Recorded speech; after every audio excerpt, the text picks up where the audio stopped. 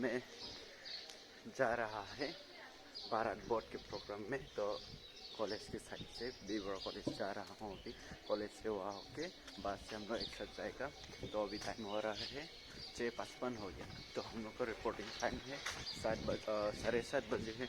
तो वहाँ से निकलेगा हम लोग को पहुँचते 8 बजे इतना पहुँचेगा। तो अभी बने रहे भारत बोर्ड के प्रोग्राम में क्या क्या होता है आप लोग को मैं पूरा जानकारी और पूरा दिखाऊंगा क्या होता है। तो आप लोग बने रहे तो वीडियो में। मॉर्निंग सभी को। तो मैं अभी पहुंच गया है विष्णु राम मेरी फ्लाईओवर में। कॉलेज जाते हैं, कॉलेज जाएगा, फिर वहाँ से बस में हम लोग इकट्ठा करके एक ग्रुप में जाएगा। तो हम यहाँ पहुँच गया। देखिए बने रहना हमें वीडियो में, आप लोग को सब दिखा दूँगी। आप लोग पूरा फर्स्ट से लेके एंड तक देखना। ध्यान देना कि आपने अभी तक लाइक सब्सक्राइब नहीं किया तो लाइक सब्सक्राइब कर लेना, क्योंकि मैं यहाँ पे जहाँ पे प्रोग्राम होता है मैं जहाँ जा सकते हैं वो वीडियो सब लोग सब देंगे।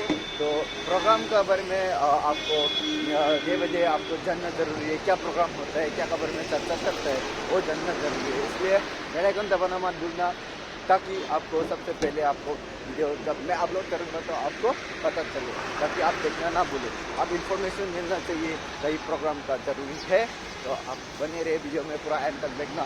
मैं आज पूरा आप लोग को वीडियो तो मैं आ गया बीवर कॉलेज से। देखो तो गाड़ी रेडी है 2-3। अभी नज़ारा भी देख लीजिए, बीवर कॉलेज का कंपाउंड है।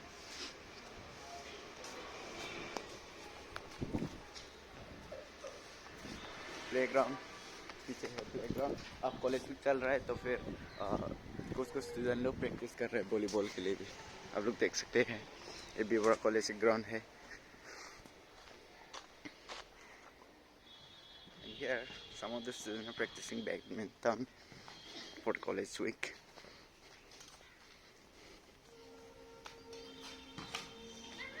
And I will show you that this is the English department. And when we go straight, there is the physics department, and the side there is a chemistry department also. So enjoy the view of the Beaver College. And this is the wall magazine of geography department. And this is the geography department. बस भी आ गया।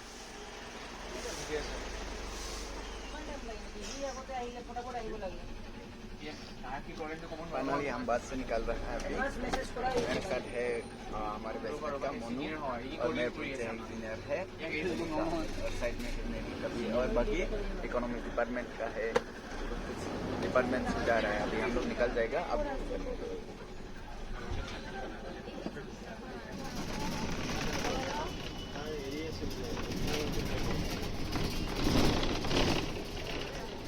Finally हम पहुंच गया कला क्षेत्र। यहाँ पे अंदर जाएगा तो प्रोग्राम है।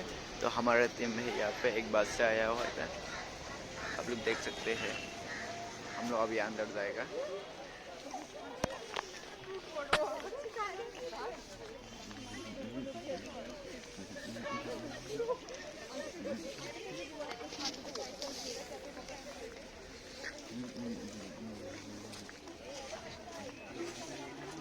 साफ सफाई चल रहा है और ये रहा हॉल बहुत बड़ा है और यहाँ पे आर्मी लोग भी है। मैं आप लोग को अंदर हॉल दिखा देता हूँ।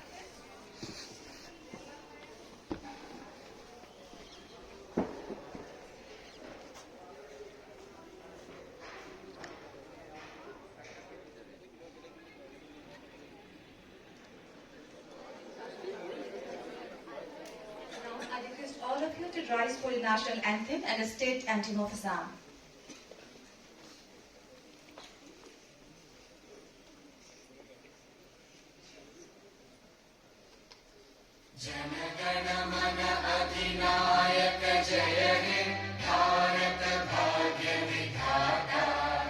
पंजाब सिंध गुजरात मराठा द्राविड उत्कल बंगा विंध्य हिमाचल यमुना गंगा उच्चल जगत शुभ नामे जागे, तब शुभ आशीष मांगे, गाहे तब जय गाथा। जन गण मंगलदायक जय हे भारत भाग्य विधाता। जय हे जय हे जय हे, जय जय जय जय हे।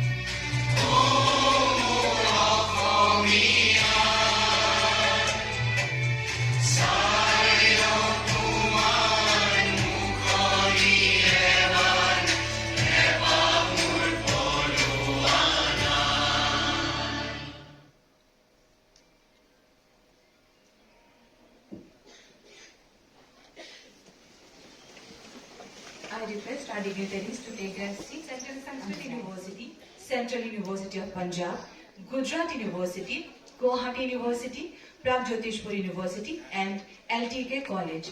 Our knowledge partners are Jammu Kashmir Study Center, New Delhi and Kavi Krishna IK Center, Assam. Bharat Bodh is the quest of knowing. It is a journey to know our nation and its eternal knowledge and cultural traditions. I welcome you to delve deeper in the churning of the ocean of knowledge. It is our extreme pleasure that today on the dais we have the Honorable Governor of Assam, Sri Lakshman Prasad Acharya ji. Joining him, we have Professor Rajneesh Kumar Mishra ji, Chairman, Bharat Bodh Conclave and Ishan Bodh Trust, and Gitacharya Sri Purandar Barua ji, Chairman, Nishreyas Trust. Now, I request Honorable Governor of Assam and the two dignitaries for the auspicious lamp lightening.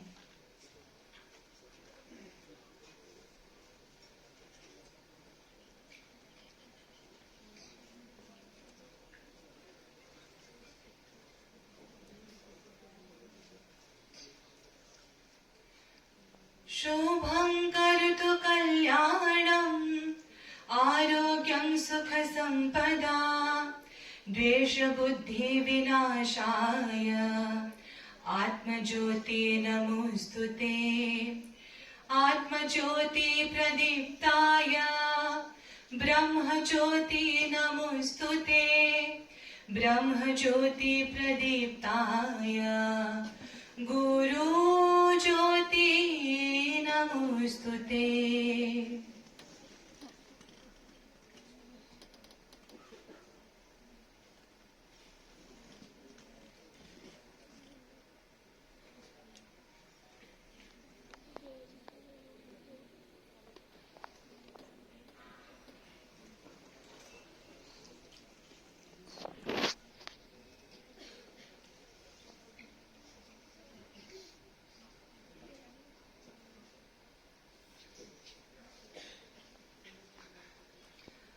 अब हम professor Rajneesh Kumar Mishra ji एवं doctor Sukanya Barua ji, organising secretary of Bharat Bodh conclave, आप लोगों से आग्रह करते हैं कि आप माननीय राज्यपाल जी को सम्मानित करें।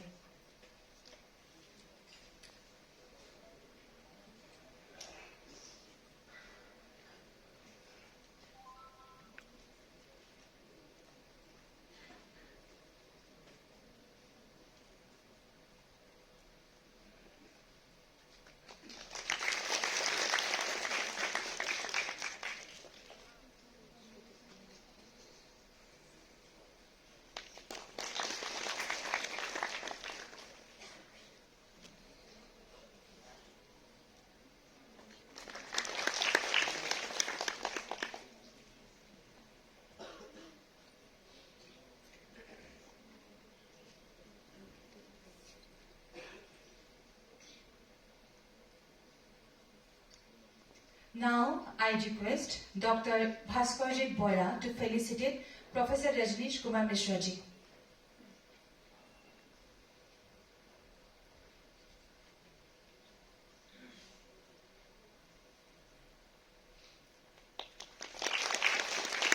Now I request Dr. Manoj Das ji to felicitate Shri Purandar Barua ji.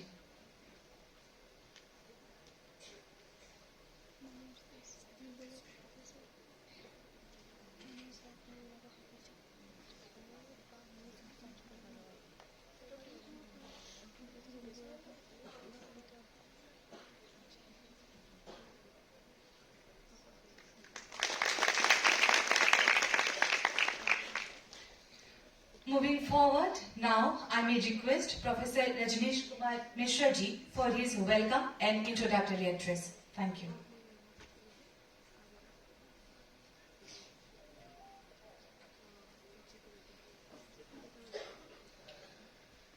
या सृष्टि स्रष्टुराद्या वहति विधिभूतं या वीर्या च होत्री ये द्वे कालं विधत्तः श्रुति विषय गुणा या स्थिता व्याप्य विश्वम् यामाहुः सर्वबीज प्रकृतिरिति यया प्राणिनः प्राणवन्तः प्रत्यक्षाभिः प्रपन्नस्तमिभिर्वतु वस्ताभिरष्टाभिरीशः ओम।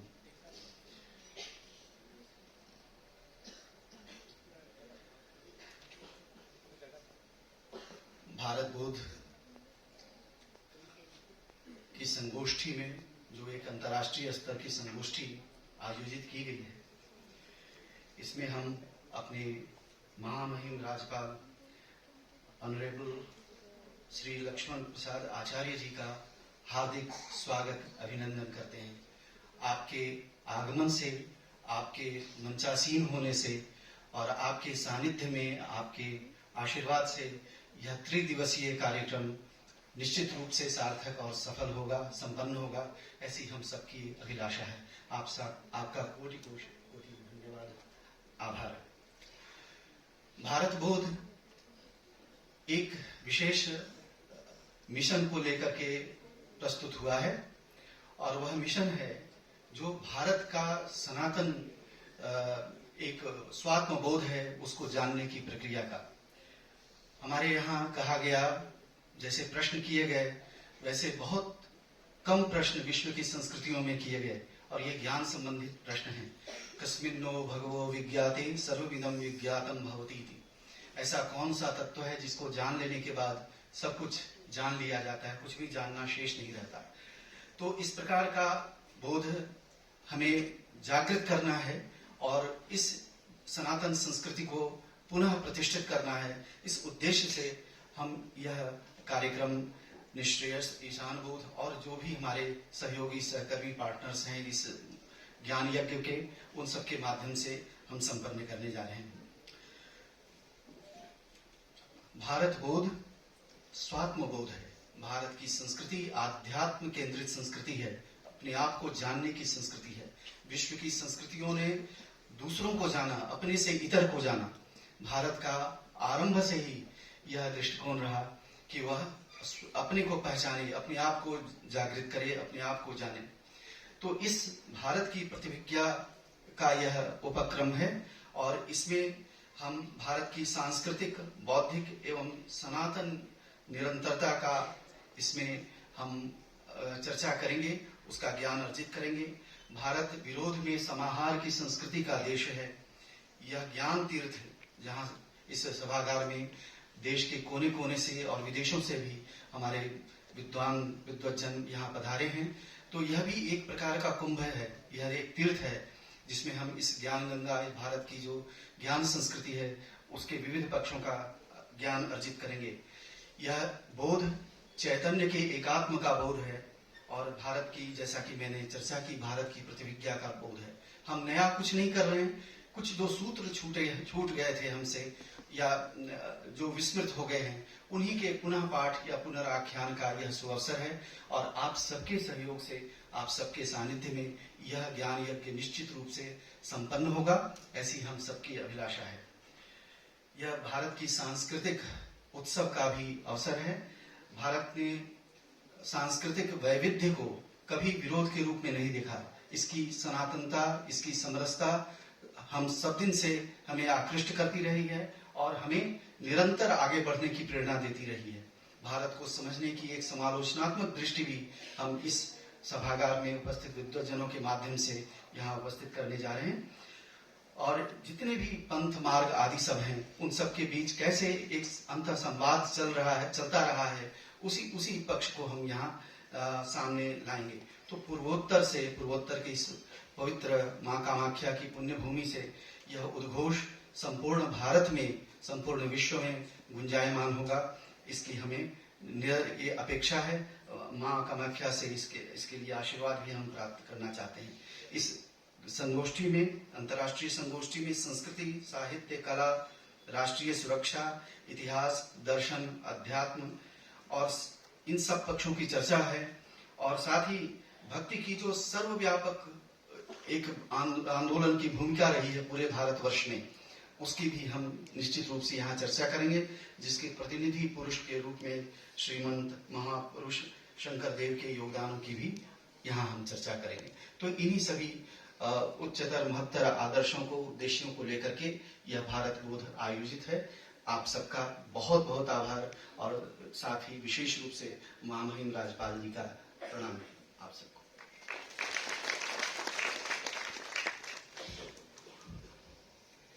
Thank you for the enlightening brief, sir. Moving forward, now I may request our chief guest, Honorable Governor of Assam, Shri Lakshman Prasad Acharya ji, for his inaugural address.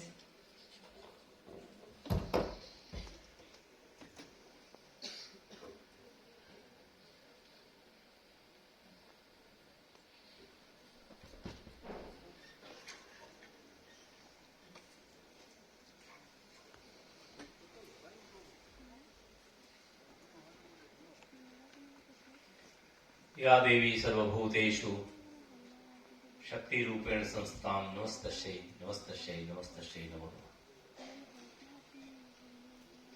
Bharat बोध कंक्लेव में उपस्थित ईशान बोध ट्रस्ट के chairman professor Rajneesh Kumar Mishra ji, निश्रियास के chairman गीताचार्य Shri Purandar Barua जी, सम्मानित अतिथिगण, विद्वज्जन, शोधकर्ता, सम्मानित वक्तागण, उपस्थित देवी और सज्जनों, पत्रकार मित्रों,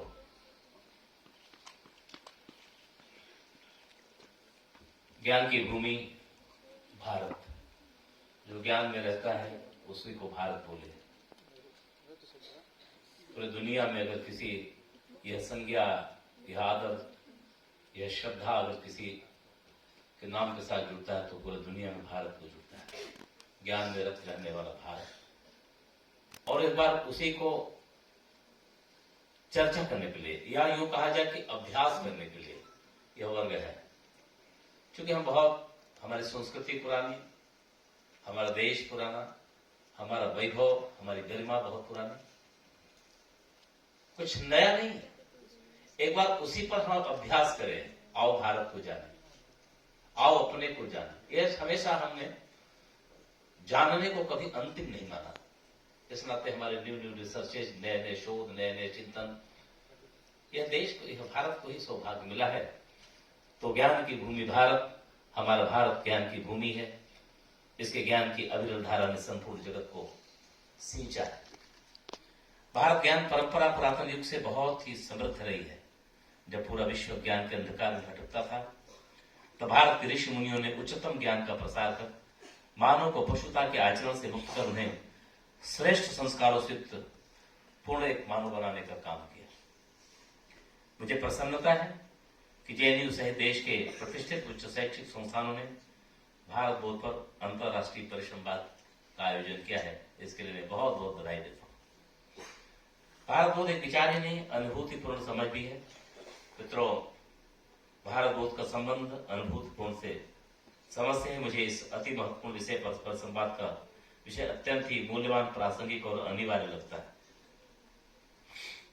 पाश्चात्य की आधुनिकता ने भारतीय प्राचीन ग्रंथों की उपेक्षा की, क्योंकि हमें इस बात को समझना पड़ेगा, हम इतना गौरवशाली अतीत रहते हुए भी क्यों आत्मविस्मृति में चले गए।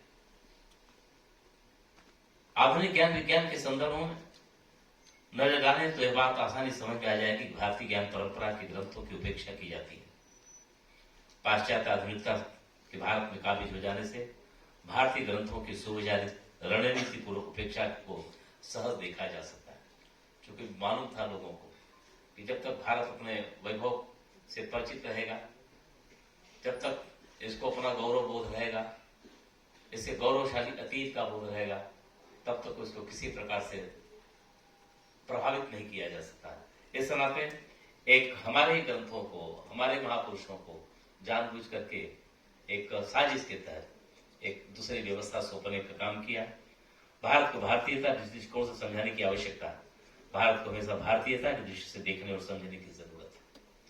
मुझे खुशी है कि भारत में लेखकों, साहित्यकारों, इतिहासकारों का एक ऐसा वर्ग है जिसने भारत को हमेशा भारतीयता की दृष्टि से देखने का प्रयास किया, परंतु एक और ऐसा भी है जिसने समाज को भारत से दूर ले जाने का निरंतर प्रयास किया है।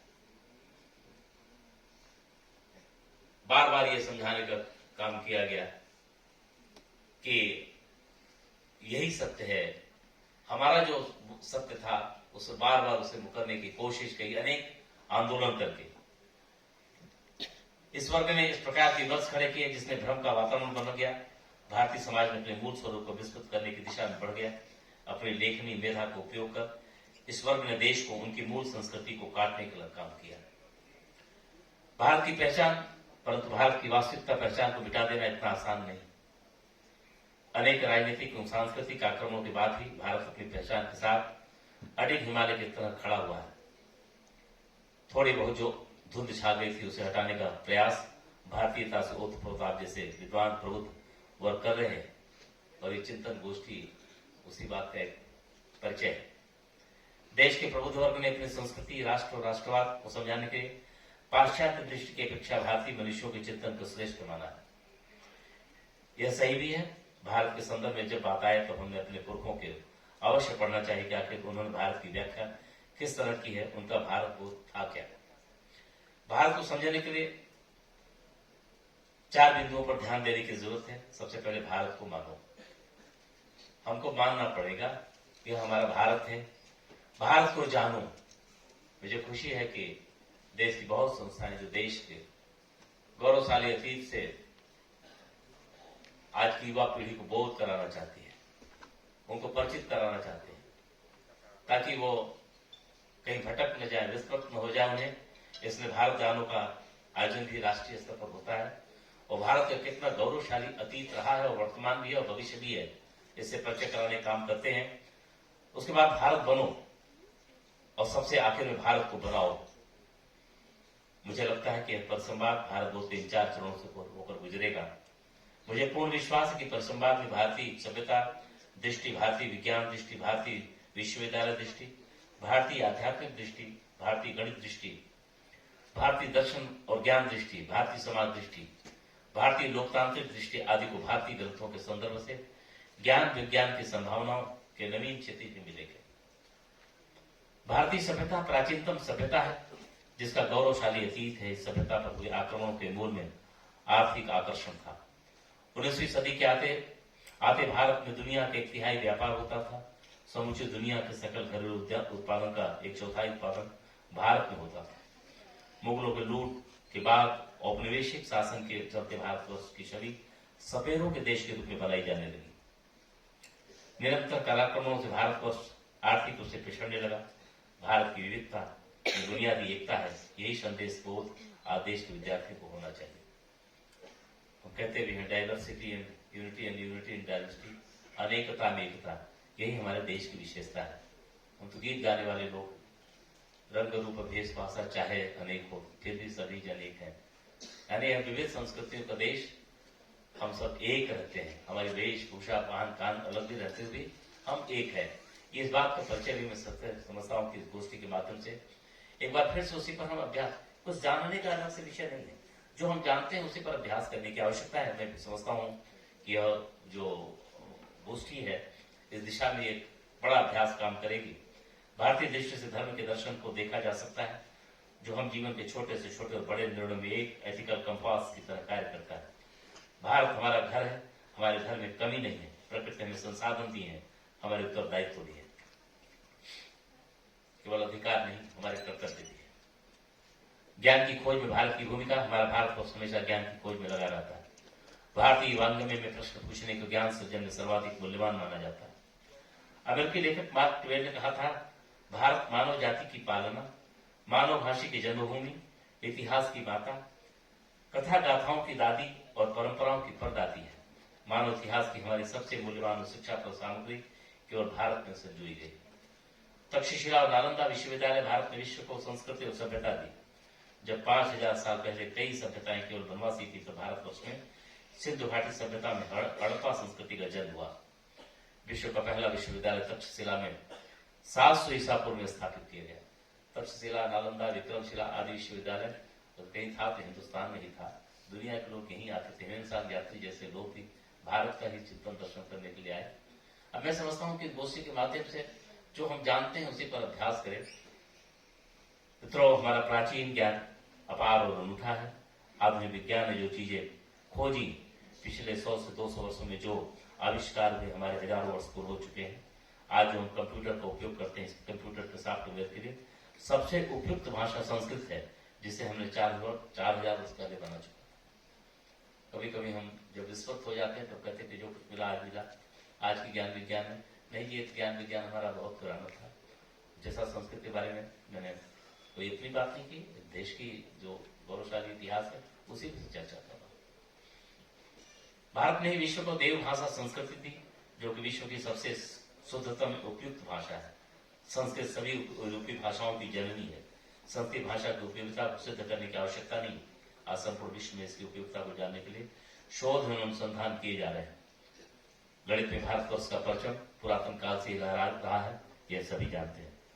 हम वैज्ञानिक अल्बर्ट आइंस्टीन ने कहा, हम भारतीयों के बहुत ऋणी हैं, जिन्होंने हमें गिनना सिखाया, जिसके बिना कोई सार्थक वैज्ञानिक खोज हो ही नहीं सकती। मित्रों, भारत में ज्ञान का एक लंबा इतिहास है, जो गंगा नदी की तरह निरंतर जारी है। वेद उपनिषदों से लेकर अरविंदों तक ज्ञान सभी शोध केंद्रों का बिंदु रहा है। भारतीय ज्ञान प्रणालियों की भारतीय संस्कृति, दर्शन, आध्यात्म एक मजबूत नींव है। ये हजारों वर्षों से विकसित हुई है। आयुर्वेद, योग, विज्ञान और वैदिक विज्ञान सहित ज्ञान प्रणाली आधुनिक दुनिया में भी, आपको तो मालूम है, 2014 में जब हमारे देश के यशस्वी प्रधानमंत्री माननीय नरेंद्र मोदी जी जब योग का उन्होंने किया तो पूरे दुनिया ने स्वीकार किया और 21वें योग दिवस के रूप में स्वीकार कर दिया। यानी जिस दिशा में सोचा भारत ने सोचने का काम किया है। जब हम आगे बढ़े हैं तो लोग साथ खड़े हुए हैं, तो कहते भी है कि एक बार करवट तो बदले, सारा जग जयकार करेगा। एक बार आत्मावलोकन करने की आवश्यकता है। जल चट्टाने करवट लेती, ये एक प्रकार से अपने जब बोध होता है तो यह अनुभव होता है कि हमारा भारत दुनिया में कितना शक्तिशाली था, कितना वैभवशाली था, और लोग, दुनिया के लोग तो इसीलिए आए। आदरणीय प्रधानमंत्री जी ने आज उसी तरफ हम सबको याद दिलाया है कि हमारा सौभाग्य है कि आदरणीय प्रधानमंत्री श्री नरेंद्र मोदी जी के नेतृत्व में भारत सरकार ने लगभग 34 वर्षों के पश्चात जो है नई राष्ट्रीय शिक्षा नीति लाई है। प्राचीनता से आधुनिकता को जोड़ने का कार्य कर रही है। इसके माध्यम से भारतीय ज्ञान परंपरा की बहुविषयी शिक्षा, संपूर्ण विकास, जड़ से जग तक, मानव से मानवता तक की बात समावेशित की गई है। यह शिक्षा नीति पूरी भारतीय शिक्षा प्रणाली को उन्नत करने के लिए, जिसमें शिक्षार्थी और शिक्षक दोनों शामिल हैं। भारत के प्रति विश्व की नई दृष्टि, अब पश्चिमी सभ्यता वाले देश भारतीय संस्कृति, सभ्यता और परंपराओं को अपनाने और जानने पर जोर देने लगे हैं। आपने महाकुंभ के दर्शन को अखबारों के माध्यम से, टीवी के माध्यम से देखा। दुनिया के लोग आ रहे हैं और गोता लगा रहे हैं, और भारत के लोग सोच नहीं सकते, अनेक देशों की जितनी आबादी नहीं है उतना लोग गोता लगा रहे हैं। यह भारत की असली ताकत है। आज उस तरफ भारत ने लड़ाई दी है। वेद उपनिषदों, स्मृतियों के जानने, जीवन शैली को जानने के लिए अपने कई विभाग से लेकर 100 संस्थाओं की स्थापना करने लगे हैं। हमारे भारतीय ज्ञान परंपरा ने विश्व को अनेक प्रकार से योगदान देकर लाभान्वित किया है। खासतौर पर भारत ने एशिया क्षेत्र को प्रभावित किया है। अपना लक्ष्य भी क्या है, क्योंकि हमने पूरे हर क्षेत्र में दुनिया का नेतृत्व किया है, चाहे पर्यावरण की बात हो या ज्ञान की बात हो। One earth, one family, one future, वसुधैव कुटुंब विश्व बंधुत्व। हमने कहा कि ओम देव शांति, अंतरिक्ष ओम शांति, पृथ्वी शांति, आप शांति, औषधय शांति, वनस्पति शांति, विश्व देवा शांति, हमने कहा। लेकिन हम कभी कभी भूल जाते हैं, मेरा ट्रेडिशन ठीक नहीं, मेरी परंपराएं अच्छी नहीं, मेरे माता पिता जी का संबोधन ठीक नहीं, मेरे गांव की मेरी भाषा, कहाँ की भाषा, हम कुछ नया, मेरा माता का चरण छूने के पीछे उसका वैज्ञानिक शोध क्या रहा, हम तमाम चीजों से विस्मृत में चले गए और विस्मृति में चले जाने के कारण हम बीच में कठिनाइयों में आए। लेकिन एक बार मैंने पहले बीच में दोहराया कि एक बार करवट तो बदले सारा जग जयकार, जड़ चट्टाने करवट लेती, नट हिल जाती है, लहरों की ठंडी झोंकों से प्रलय प्रवीसा गहराती है। हम नूतन अंगड़ाई ले लें, एक बार नूतन अंगड़ाई भारत में लिया, प्रदेश में, दुनिया में भारत एक बार फिर से जो वैभवशाली और ज्ञान के दृष्टि से हर एक सभी क्षेत्र से जो भारत की एक पहचान थी, उस ओर भारत चल पड़ा है। एक बार आवश्यकता है इस ऐसे शोध, ऐसे कार्यक्रमों के माध्यम से हम अपने खुद को जाने। हमारे लोगों ने हमारे देश की जो विविधता है, मैं तो इसके पहले सिक्किम में था, जो आत्मविश्वास मैंने देखा मेरे इस असम के लोगों के अंदर, आप तो देखते हैं हमारे इस, मैं तो एक दिन अपने यहाँ के लोगों का न जाने कितने, श्रीमंत शंकर देव जी का इतिहास पढ़ रहा था कि उस वाला हालात में आकर कितना तपस्या करके उन्होंने इस देश के संस्कृति को, इस राज्य में युवकों के निर्माण में कितना तपस्या किया था, कितना किया था। लाचित बरफुकन जी का कितना बड़ा बलिदान था जी, कितना तपस्या थी, किस प्रकार से संघर्ष किया था करके तब आज का दिन हम सबको दिखाया है। इस नाते महापुरुष कहते हैं, पत फूल न जाना पथिक कहीं। हम कितने झंझावातों के बाद, कितने संघर्ष के बाद अपने देश को यहाँ तक न जाने कितने बलिदानों के बाद हमने जब कहते थे कि जननी जन्मभूमि से स्वर्गात गरियसी, जननी जन्मभूमि मातृभूमि हमारे जो स्वर्ग से भी महान है, तो स्वर्ग की रक्षा करने के लिए भी हमें आगे खुद को आना पड़ेगा और उससे कुछ नहीं, केवल और अपने आत्मगौरव को, एक बार आत्मविश्वास को जागृत करना पड़ेगा। हमारा देश अच्छा, हमारी भाषा अच्छी, हमारी संस्कृति अच्छा, हमारी परंपराएं अच्छी, हमारा ज्ञान अच्छा, हमें इस बात को गौरव करते हुए आइए देश बढ़ चला है, देश के बढ़ाने में हम अपने अपने गोष्ठियों के माध्यम से, अपने शोध के माध्यम से, अपने विचारों के माध्यम से इस प्रवाह को और कितना आगे तक बढ़ा सकते हैं। जीवन की यही सार्थकता होगी। आज हम सबकी यही जिम्मेदारी है, एक सुंदर भारत, मजबूत भारत, वैभवशाली भारत, समृद्ध भारत, विकसित भारत बनाने में आपका ये गोष्ठी एक सहायक होगा, ऐसा उम्मीद करते हुए एक बार फिर से बहुत ही दिव्य आयोजन के लिए मैं अपनी शुभकामनाएं देते हुए अपनी वाणी को विराम देता हूँ। जय भारत, जय हिंद।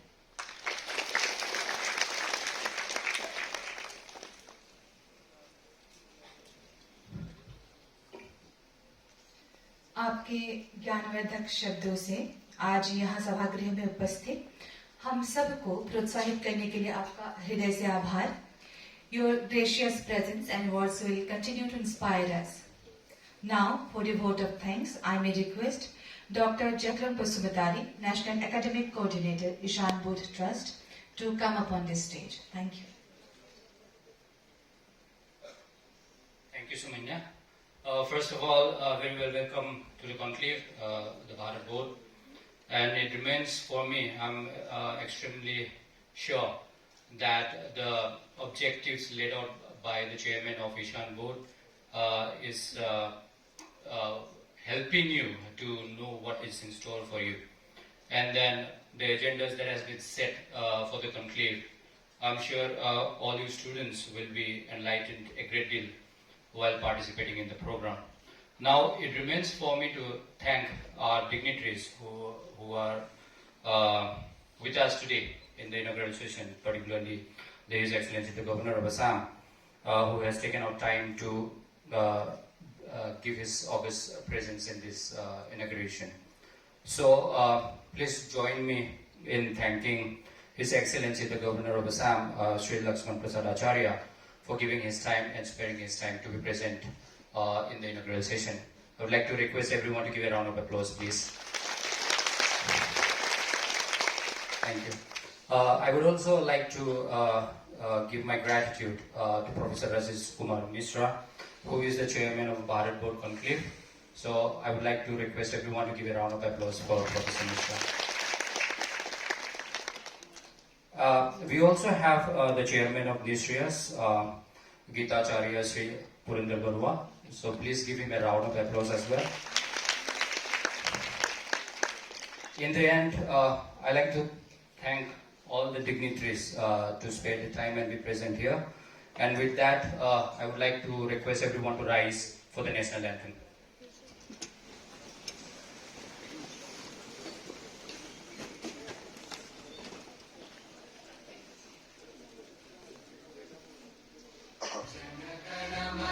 अधिनायक जय हे भारत भाग्य विधाता पंजाब सिंध गुजरात मराठा द्राविड उत्कल गंगा विंध्य हिमाचल यमुना गंगा उज्जल जलधि तरंगा तव शुभ नामे जागे तव शुभ आशीष मांगे